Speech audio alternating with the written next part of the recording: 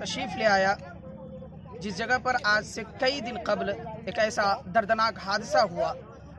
उस हादसे के बारे में जैसा कि आप सभी को इस बात का पता होगा कि अचानक पुल बीचों बीच जाकर ज़मींदोज़ हो गई, नदी के अंदर चली गई।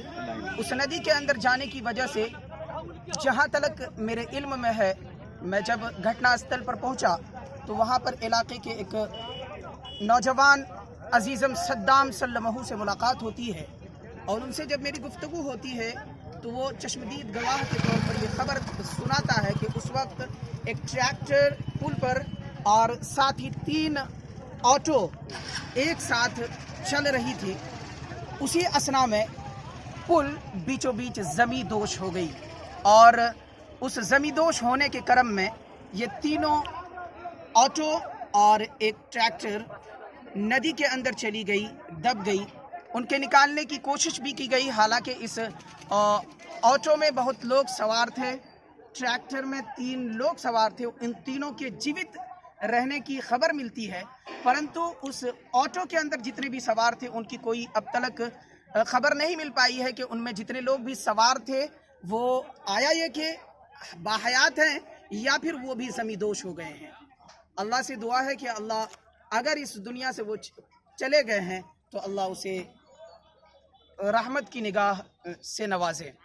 बहरहाल बताना ये था कि हमारी एक पूरी टीम आई, हमारे साथ बहुत सारे उलमा किराम हुफ़्फ़ाज़ इज़ाम, जिनमें सर फहरिस्त मौलाना नबी हसन साहब अल-मज़ाहिरी और मौलाना कैसर रब्बानी साहब, हाफिज़ वक़ारी तारिक साहब, हाफिज़ अबूज़र साहब, हाफिज़ फ़िरोज़ साहब, इसी तरीके से इलाके के मास्टर साहब, ऐसे बहुत सारे लोग मौजूद हैं। जो इस वक्त अफरा तफरी का माहौल है, लोग नाव से, कश्ती से अपने जीवन को बचाते हुए एक किनारे से दूसरे किनारे को जाने की पूरी कोशिश कर रहे हैं। देख पा रहे होंगे, कैमरामैन आपको दिखा रहे हैं, बड़ी परेशानी के साथ, बड़ी मुश्किलात के साथ नाव डगमगाती है। पानी के अंदर लोग अल्लाह अल्लाह हे भगवान का नारा लगाते हुए अपने नदी को पार करने की पूरी कोशिश कर रहे हैं। जहाँ तक मेरी नज़र जाती है 4 से 5 और 6 कश्ती वाले नज़र आ रहे हैं, जो कश्ती के ज़रिए से यहाँ के लोगों को पार कराने का काम करते हैं। अभी यहाँ का माहौल ऐसा है कि लोग जैसा कि देख पा रहे होंगे कि यहाँ पर कश्ती में 2 बाइक है, एक साइकिल है, लेकिन ऐसा लग रहा है कि जैसे एक तरफ जो है नाव डूब जाएगी, लेकिन ऐसा अपनी हथेली पर जान रखकर लोग यहाँ से दूसरी ओर से पहली ओर आने की पूरी कोशिश कर रहे हैं। माहौल ऐसा है कि लोग बड़ी परेशानी में डूबे हुए हैं। यहाँ प्रशासन भी लगी हुई है, पूरी कोशिश कर रही है और हमारी अपील है जो कि ब्लॉक के ग्रामीण में से जो बुद्धिजीवी लोग हैं उन्हें कि आप आगे आएं, इलाके के लोगों को आप दिलासा दिलाइए कि बहुत जल्द यहाँ पर ऐसा एक इंतज़ाम किया जाएगा जिसके ज़रिए से आप सुकून की नींद ले सकेंगे, सुकून से आप अपने आवाजाही का कर्म जो अभी परेशानी के साथ हो रहा है, इस परेशानी को दूर किया जाएगा। अभी इलाके के लोगों में से बहुत सारे लोगों से ये पता चला है कि ऊदा और उखुआ की तरफ जो पुल है, नया पुल, उस पुल में मिट्टी भराई का काम किया जा रहा है। 8 से 10 ट्रैक्टर डेली जो है मिट्टी भराई का काम कर रहे हैं। इंशाअल्लाह अज़ीज़ कल इस तरफ चकई के तरफ, मटियारी के तरफ जो छोड़ है उस तरफ भी मिट्टी भराई का काम होगा बहुत जल्द। 2 से 3 दिन के अंदर वहाँ देखो, जहाँ तक देख पा रहे होंगे कि बाइक सवार कितनी मुश्किलात के साथ अपनी बाइक को एक तरफ से दूसरी तरफ कर रहे हैं। बाइक सवार अपनी जान हथेली में रखकर अपनी बाइक की भी रखवाली कर रहा है, अपनी जान की भी रखवाली कर रहा है। और प्रशासन ने या फिर यहाँ के लोगों ने इंतज़ाम तो किया है, लेकिन मैं उनसे कहना चाहूँगा कि अगर नाव का, कश्ती का ही इंतज़ाम किया गया है तो बड़ी कश्ती हो, रस्सी के साथ हो तो ज़्यादा बेहतर हो। इसके साथ बहुत सारी दुश्वारियाँ होती है, तकलीफ़ होती है, डगमगाती है नाव। मैं देख पा रहा हूँ कि नाव शायद नीचे से छेद है, सुराख है नाव के कश्ती के अंदर पानी भी भरा है, जिसकी वजह से कश्ती डगमगाती है, इधर से उधर हिलती और डोलती है। और बच्चों के खाने खिलाने का आइसक्रीम का ठेला भी नाव और कश्ती के जरिए से पार किया जा रहा। हमारे हाजी साहब, हाफिज साहब, मौलवी साहब और इसी तरह से बच्चे, बूढ़े, नौजवान सब के सब कश्ती के जरिए से अपनी सवारी का इंतज़ाम कर रहे हैं। हम सवार लोगों से भी कहना चाहेंगे कि आप हड़बड़ाने की कोशिश ना करें, जल्दबाजी की कोशिश ना करें, आसानी के साथ, आराम के साथ यके बाद दीगरे जाने की कोशिश करें।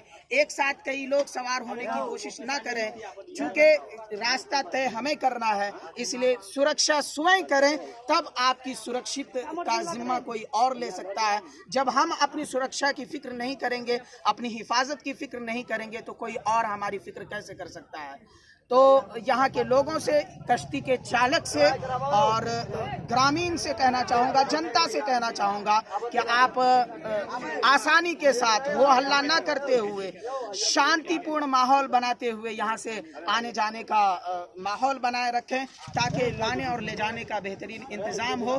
बहुत सारे लोग हैं जो सिर्फ तमाशाई बनकर सयाह के तौर पर घूमने आ रहे हैं, देखने आ रहे हैं कि वो कौन सी जगह है, ऊदा मोड़ के अंदर वो कौन सी पुल थी जो जमींदोश हो गई है, जमीन के अंदर चली गई है। उस पुल को देखने के बाद आपके रोंगटे खड़े हो जाएंगे, आपका कलेजा मुंह में आ जाएगा।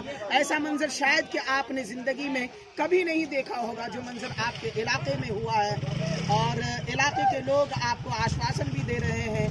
एक बाइक के पार करने में 2 से 3, 4 लोग हाथ लगाते हैं, बाइक को सीधा करके कश्ती पर सवार किया जाता है।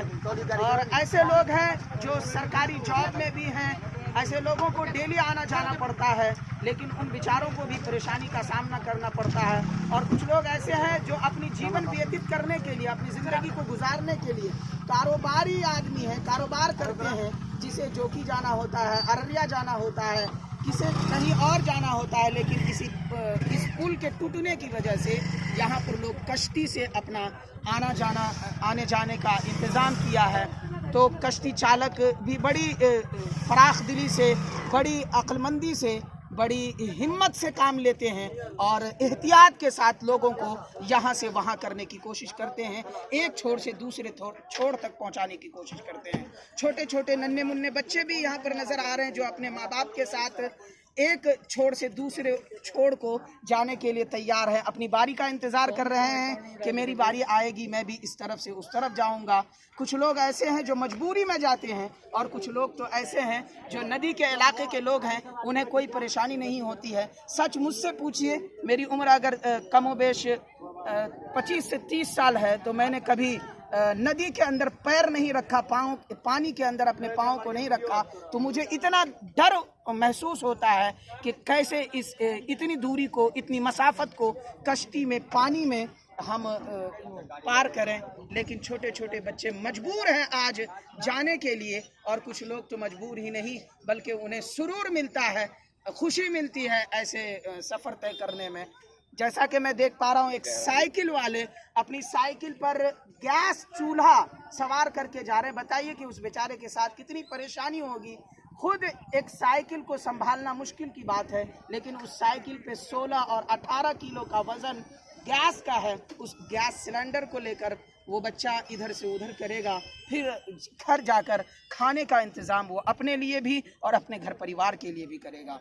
तो सुरक्षित रहिए, घर पे रहिए, और आने जाने में हड़बड़ाइए मत, बिल्कुल सुकून से काम लीजिए। इंशाअल्लाह बहुत जल्द आप लोगों को, इस इलाके वाले को राहत और सुकून की नींद मिलेगी और सुकून की ज़िंदगी मिलेगी। हम यही कामना करते हैं, और यहाँ की प्रशासन से हम पुरजोर आवाज़ लगाना चाहते हैं कि आप यहाँ की आवाम के दुख दर्द को सुनिए, समझिए, और घटना स्थल पर आकर जल्द से जल्द इसका निराकरण कीजिए, इसका एक कंक्लूजन निकालिए, इसकी एक सही सीमा तय कीजिए, एक समय तय कीजिए, समय अनुरूप इन लोगों के काम को सरअंजाम दीजिए।